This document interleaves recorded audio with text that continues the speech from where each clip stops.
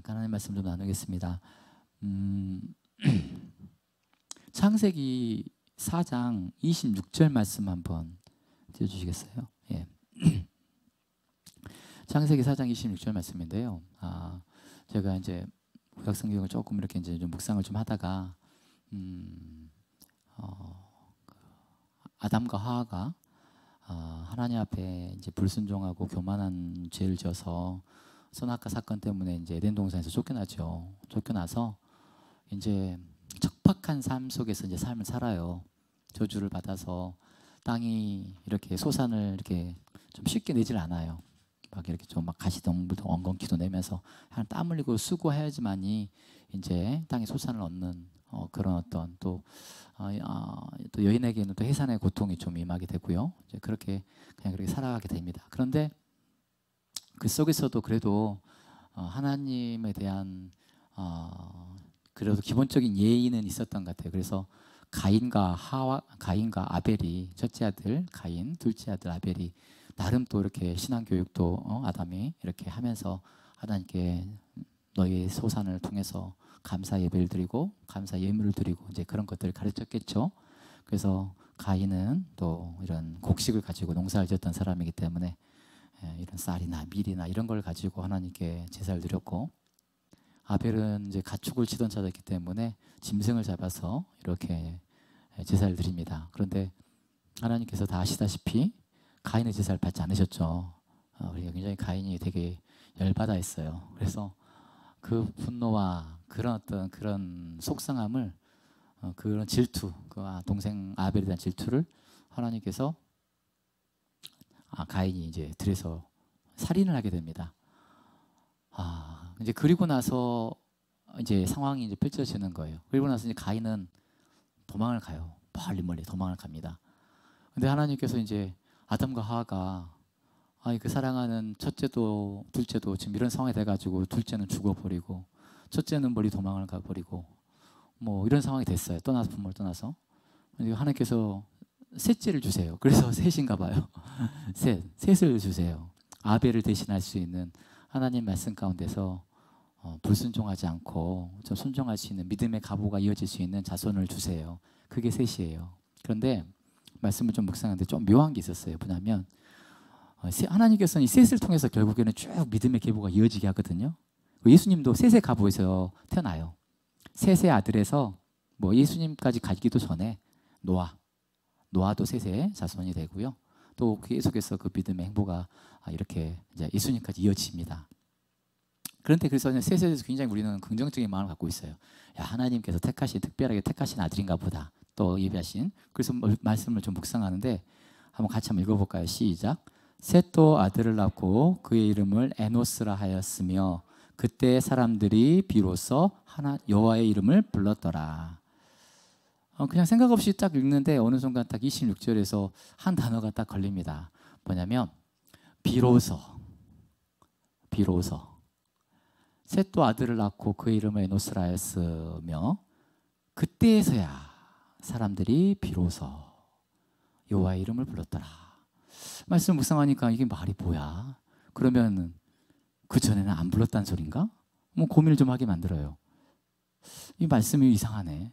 그때 사람들이 비로소 여호와의 이름을 불렀더라. 아담과 하와의 삶을 좀 묵상을 해보고요.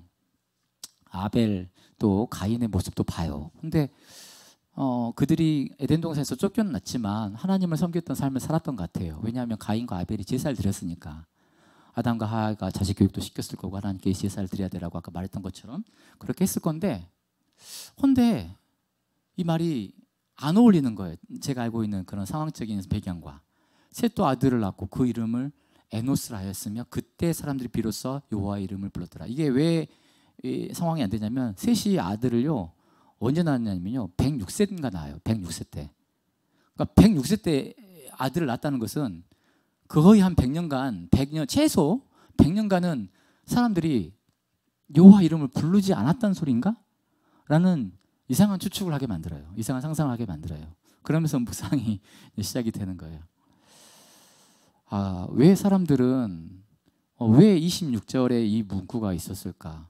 그러면 왜 그렇다면 이 말씀을 뒤집어 보면은 그 100여 년간은 사람들이 하나님을 찾지 않았단 소린가? 비로소 여호와 이름을 불렀다 그러니? 생각을 해봅니다. 그런데 그러면서 또 다른 묵상이 좀 묵상에서 묵상으로 좀 이어지는데요. 아담과 하와가 이제 이 셋만, 그러니까 가인과 아벨과 이 세 아들만 낳지는 않았을 거예요. 또 그 이후로도 계속해서 뭐 900 몇 세까지 아담이 살잖아요. 그때까지 계속해서 아들과 자식들을 낳아요. 그런데 성경에서 믿음의 계보 중심으로 이렇게 기술이 돼 있기 때문에 이제 세 가지만 이야기가 되고 이제 그 밑에는 생략이 돼 있는데 많은 자녀들이 있었을 거예요. 그런데 그때 당시에 제가 궁금해하는 이 100여 년 기간 동안에 도대체 무슨 일이 있었을까라는 고민도 빠져보고 도대체 이 100년 동안 이 사람들이 왜 여호와 이름을 그럼 안 불렀단 소리야? 막 그런 이상한 상상도 해보고 하게 되는데 그러면서 이런 생각이 좀 들었어요. 그 사람들이 딱히 기도할 그런 갈급함은 별로 없었겠다라는 생각을 했어요. 그러니까 제가 오늘 팔복에 관한 얘기 잠깐 했잖아요. 하나님 앞에 기도하고 하나님 앞에 새벽 기도하고 막 이렇게 금식 기도하는 사람들의 특징이 뭐가 있냐면 삶이 공고한 거예요. 아까 말했던 것처럼 신령이 가난하고 마음이 갈급해요. 하나님께서 이거 하나님 아니면은 해결해 줄 수 있는 상황이 없는 거예요. 우리나라 속담에도 이게 성경이 아니지만 물에 빠져 죽을 사람이 지푸라기라도 잡는다 그러잖아요. 마치 그런 쪽으로 우리가 믿음 안에서 이 잡을 지푸라기가 뭐가 있겠습니까? 하나님밖에 없다는 거예요. 그래서 하나님을 붙잡는 거에 이제 그런 식으로 나오는 이야기가 전개가 될 수가 있는데 제가 왜 그렇게 생각을 하냐면 이 에노스라는 이 아들의 이름의 뜻이 거기에 우리가 좀 힌트를 줘요. 에노스라는 사람 이 뜻이 있는데 이 뜻이 뭐냐면 연약한 사람이라는 뜻이에요. 약한 사람. 그러니까 이때 당시에 사람들은 이제 이름을 지을 때는 이제 나름대로 그 사람의 어떤 이제 성경에 보면 성경의 인물들이 그 사람의 인물들을 대변하는 경우가 있는데 이 에노스라는 사람이 이름이 약한 사람이에요. 그러니까 어떻게 추정할 수 있냐면 셋이 아들을 낳는데 예를 들어서 이거예요. 칠삭동이 같은 경우. 날 때부터 그냥 키로수가 예를 들어서 1kg가 정상인데 낳기로 나가야 되는데 얘가 막 600kg 누가 봐도 연약해가지고 얘가 진짜 살 수나 있을까 할 정도의 굉장히 연약한 사람이라는 거예요. 이 셋이라는 아들이 하나님 앞에 이렇게 삶을 살아가면서 제가 봤을 때는요 특별하게 어려움은 없었을 것 같아요. 그냥 최선을 다해서 물론 하나님께서 아담과 하와에게 좀 이렇게 죄에 대한 어떤 그런 책임을 무셔가지고 좀 고생해야 돼요. 고생해야 이렇게 쌀도 얻고 또 고생해야 이렇게 추수도 할 수 있는 그런 좀 수고는 있어요. 그런데 먹고 살만 하잖아요. 나름 땀 흘리면서 먹고 살면은 뭐 어려움이 있겠습니까? 그러니까 아담의 이제 가인 이후로 요 셋과 그 많은 이때 당시에 이 시대는 딱히 그렇게까지 궁핍하지도 않았을 것 같고요. 또 다 가족이잖아요. 큰 외적이 있어가지고 적군들이 있어서 나를 침해하는 나를 막 이렇게 해가지고 우리나라를 공격해가지고 나를 막 내 목숨이 내 생명이 막 이렇게 총각이 있는 이런 위험이 있는 그런 세력이 있지 않아요. 그냥 아담의 식구들이에요. 그냥 식구들, 할아버지, 할머니, 뭐 이렇게 큰 삼촌, 작은 삼촌, 뭐 조카 이런 대가족의 이런 무리였을 거란 말이에요. 그러니까 뭐 우리 특별하게 어떤 뭐 생명의 위협이라든지 이런 것은 있지 않았어요. 그러니까 제가 이때를 생각해 보면서 어떤 생각이 결론이 뭐냐면 나름 하나님 주신 평안 가운데 살았을 것 같아요. 나름 평안 가운데 살았을 것 같아요. 자기가 하나님에게 특별하게 죄짓지 않으면 가인은 그랬어요. 가인은 되게 불안했어요. 그래서 제가 이제 오늘 말씀의 제목이 이거예요. 뭐냐면 같은 이름 다른 인생인데요. 같은 이름 다른 삶인데요. 아까 그 말씀 안 띄워주세요. 말씀 본문을 띄워주세요. 말씀을 조금 좀 정리를 좀 해보자면 제가 너무 많이 흐트러나는데 좀 정리를 하자면 이렇습니다. 사람들이 왜 비로소 이때서야 하나님의 이름을 불렀을까라고 생각을 해보면 저는 이런 묵상이 되어지는 거예요.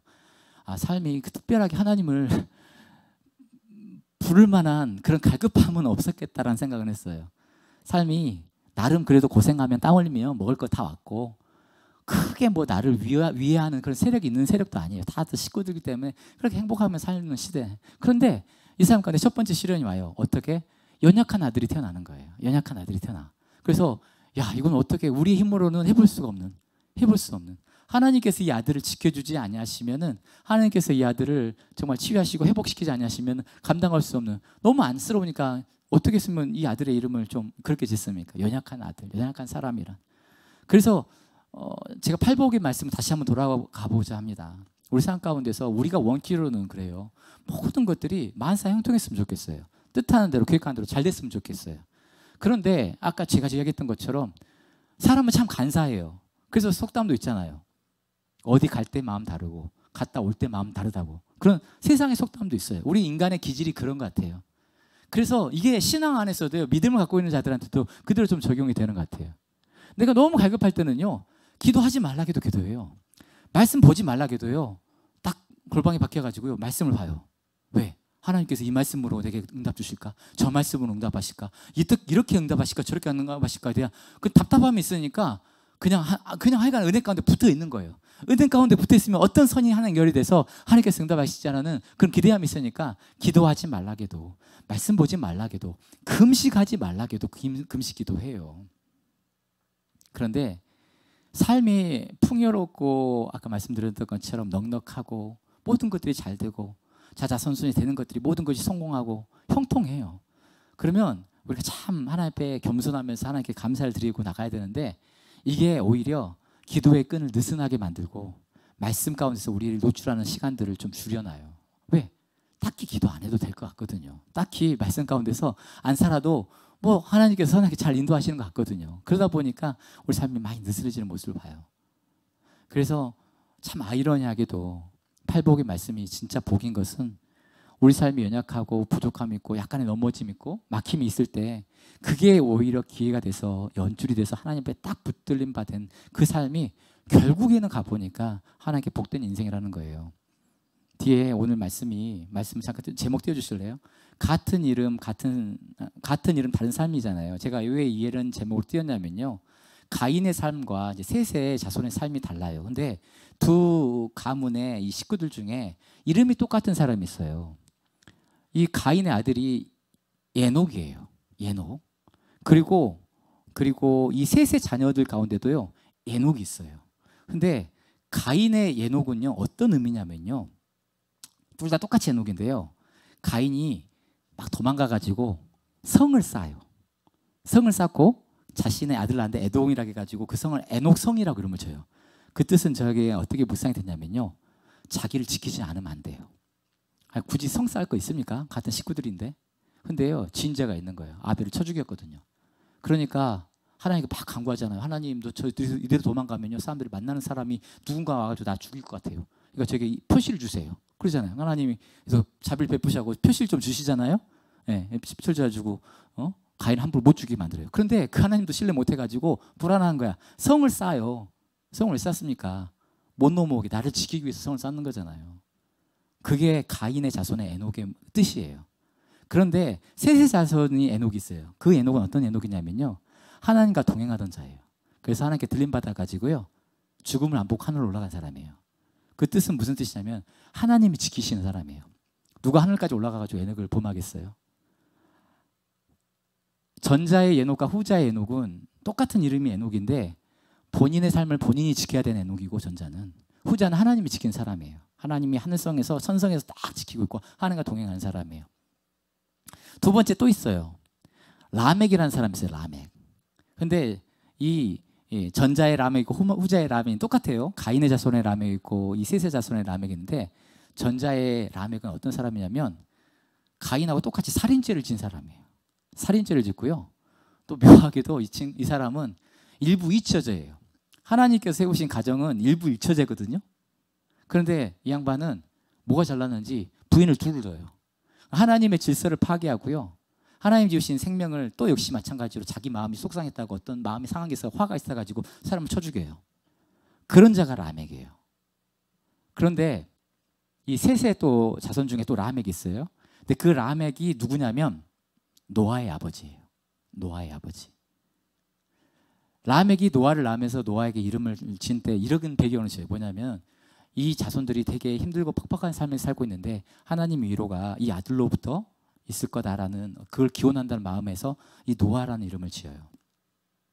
그러니까 전자의 라멕과 후자의 이 이 라멕이 또 이름이 다른 거예요. 그래서 결국은 뭐냐면 아까 혹시 이 말씀 한번 떼줄 수 있겠어요? 이걸 말씀하고 마무리할게요. 창세기 4장 16절 19절 말씀. 여기 가인이 도망갈 때 이야기예요. 16장 있나요? 혹시 17장 그 다음 장 말씀 있나요? 없네요. 제가 잘못 썼나 봐요. 4장 16절 말씀 없죠. 제가 읽어드릴게요. 뭐냐면 가인이 도망갈 때 어떻게 도망갔냐면 가인이 여호와 앞을 떠나서 에덴 동쪽 노 땅에 거주하더라. 있군요. 제가 실수했네. 16절 있었네요. 가인이 여호와 앞을 떠나서, 그러니까 하나님 앞을 떠난 사람이 가인이고, 그리고 주님과 동행했던 사람이 셋이거든요. 그래서 여러분들 말씀을 좀 마무리하겠습니다.